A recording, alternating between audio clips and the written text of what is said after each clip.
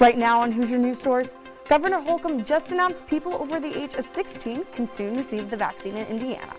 And we hear about the March to End the Madness for the Bloomington homeless community. And I have the forecast for our Wellness Day, as well as a look at rain chances this week. Hoosier News Source starts now.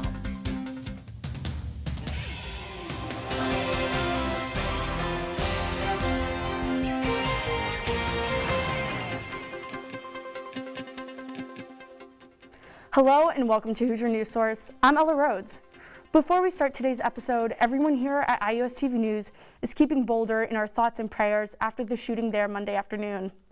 Officer Eric Talley, a Ball State alum, was killed in the shooting. Our thoughts go out to the family of one of our fellow Hoosiers. We start this week's episode with the latest COVID-19 updates. HNS reporter Andrew Lemparski is on campus with new numbers. Andrew? Thanks, Ella. Before we get into this week's numbers, let's start with the big news from Governor Holcomb. Starting next Tuesday, anyone over the age of 16 will be eligible to register for their COVID-19 vaccine. Now, so far, nearly 1 million Hoosiers have already been fully vaccinated. That's roughly 1/7 of the population of Indiana. Here in Monroe County, about 20,000 people have been fully vaccinated.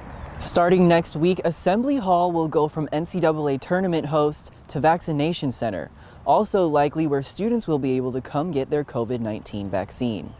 In other news from Governor Holcomb, the statewide mask mandate will end on April 6th, turning that power over to local governments. Moving on to the latest mitigation testing numbers, IU Bloomington is seeing its highest rates since last semester. After another decrease in testing, this time to under 21,000 tests, the university saw a jump from a 0.2% positivity rate to a 0.44% positivity rate. Over 115 students tested positive last week, and 258 students were told to quarantine as close contacts. And on-campus quarantine housing is done with its 2-week streak of 0%. This week, the university is reporting 7.6% of its quarantine space in Ashton as filled. And that's all for this week's Campus COVID Update. For Hoosier News Source, I'm Andrew Lamparski. Thanks, Andrew. On-street dining is returning to Kirkwood Avenue this Thursday. March 25th through June 30th, parts of Kirkwood will be closed so restaurants can expand seating and can continue socially distanced dining. Restaurants can set up tables in front of their businesses on Kirkwood. The streets are closed from Indiana Avenue to Dunn Street to Grant, and Washington Street to Walnut Street, just like last summer and fall.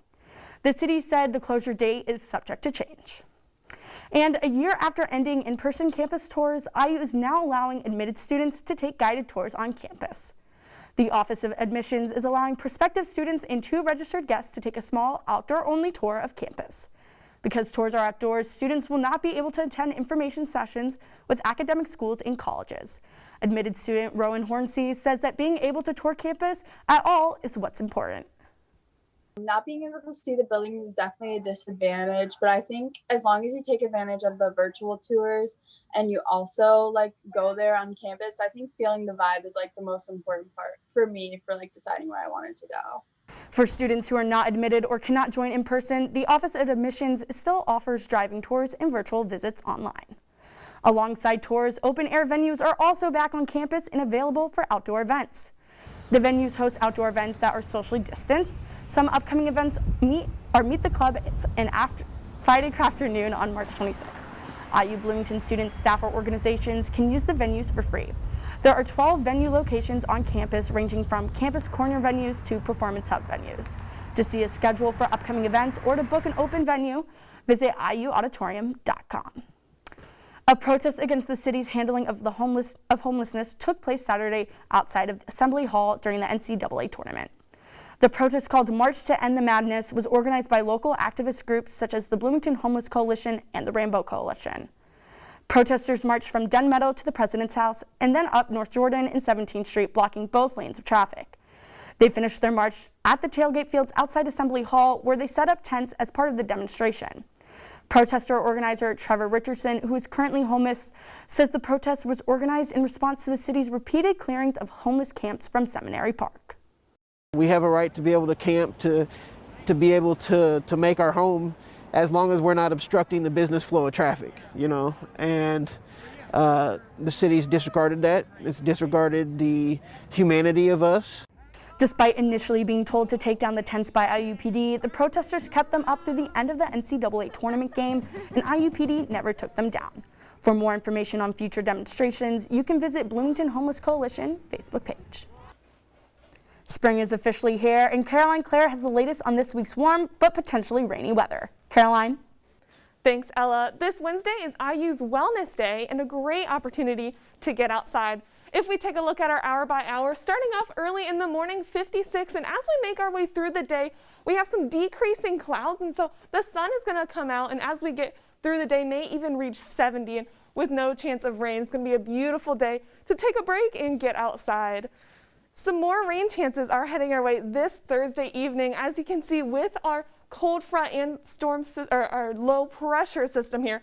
As it makes its way northeast, the center of the low is kind of going to go straight through Bloomington, and what this means is it's not really going to decrease our temperatures as if we were to be down here in our southern region here, but we can expect some rain showers. This is going Thursday evening into Friday morning.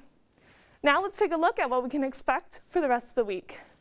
After a beautiful day on Wednesday, getting some rain showers to start off the weekend, but as they pass beautiful weekend as we head into early next week, some returning rain chances on Tuesday, but overall beautiful weekend to get outside.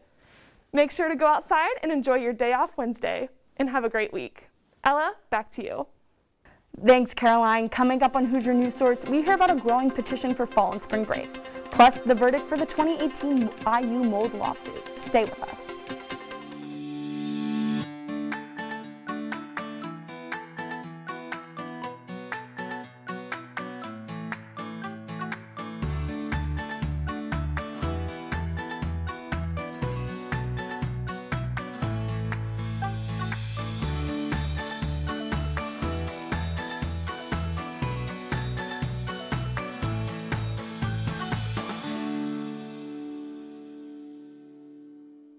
Welcome back to Hoosier News Source. HNS reporter Elizabeth DeSantis is now with us and has an update on international news and what's going on around the world. Elizabeth? Thanks, Ella. U.S. Secretary of State Antony Blinken and Chinese top diplomat Yang Jiechi sat down for the first talks in the Biden administration at a summit in Alaska.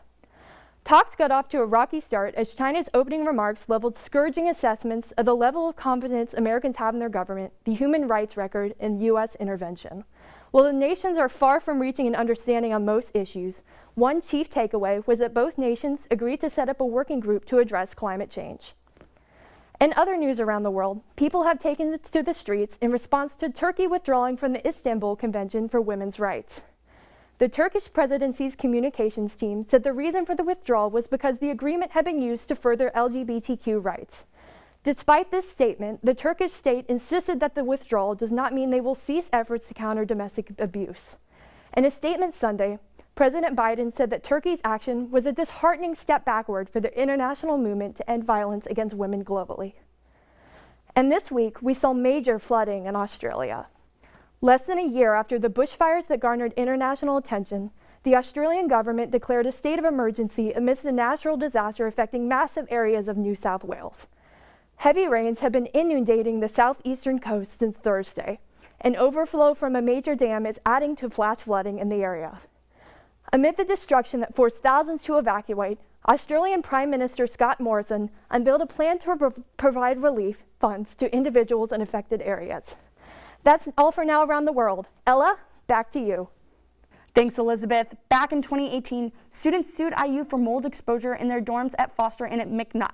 2 years later, IU wins the case over the students, according to the Indiana Court of Appeals opinion released March 17th. In total, the university paid over $7.3 million to affected students. IU is seeing a 24% drop in international student enrollment this semester. Last March, when IU announced the rest of the semester would continue online, international students either returned home or stayed in Bloomington. Some of those students who stayed haven't been home since. The full price of tuition and international travel costs impacted students' decisions whether to return to IU this semester. IU student Srishti Goyal has traveled back to India twice during the pandemic. The way you book your flight gets different, and you have to stay up to date on both countries or the country that you are entering in, their own measures and their own rules regarding COVID and how you need to quarantine everything. The Office of International Services says they hope to see a rise in enrollment for international students next semester as classes will return in person. And IU students are signing a petition in hopes of ensuring a fall and spring break for the 2021-2022 academic year. Carling Loden and Doran Mentor took action when they saw no fall or spring break were included in the calendar for the following school year. Carling stated that the dean has already acknowledged the petition and is optimistic about being able to save the breaks originally canceled. Carling and Doran are also running for IU student body president and vice president on the Inspire ticket, and the petition is on their campaign's website. We were hoping to get 5,000 signatures, and once we passed the 10,000 goal after 2 days, it was crazy to see like how far it's gone. Since President Biden announced all Americans will be eligible for the vaccine by May 1st, college students will likely have their vaccine before returning to campus this fall. Jackson Kinney joins us with the latest on IU sports. Jackson? Thanks, Ella. On Monday afternoon, the Indiana women's basketball team took on the 13-seed VCU Rams in the first round of the NCAA women's basketball tournament. The 4-seed Hoosiers were led in the first quarter by 11 points from Grace Berger, and a first half where scoring at all was a premium. VCU took a brief lead late in the second half, but Indiana was able to take a 22-17 lead into the halftime break. However, in the second half, the Hoosier offense caught fire. Coming out of the break, Allie Patberg and Alexa Golbe helped push the Hoosier lead to double digits. The Hoosiers broke the game wide open in the fourth, allowing the Rams to score a measly 3 points in the final 10 minutes. The Hoosiers won 63-32, led by Grace Berger, who scored 20 points, and Allie Patberg, who scored 17. This will be the third time in program history Indiana's women have advanced to the second round of the Big Dance, where they will face 12-seed Belmont on Wednesday. Belmont upset Gonzaga in their first-round matchup. And for more in-depth coverage of all of Indiana sports, make sure you check out IUS TV's own Hoosier Sports Night each Friday. Ella, back to you. Thanks, Jackson, and thank you for watching this week's episode of Hoosier News Source. To learn more about this week's stories, you can find us on Facebook, Instagram, and Twitter at IUS TV News. I'm Ella Rhodes from Bloomington, Indiana. We'll see you next time.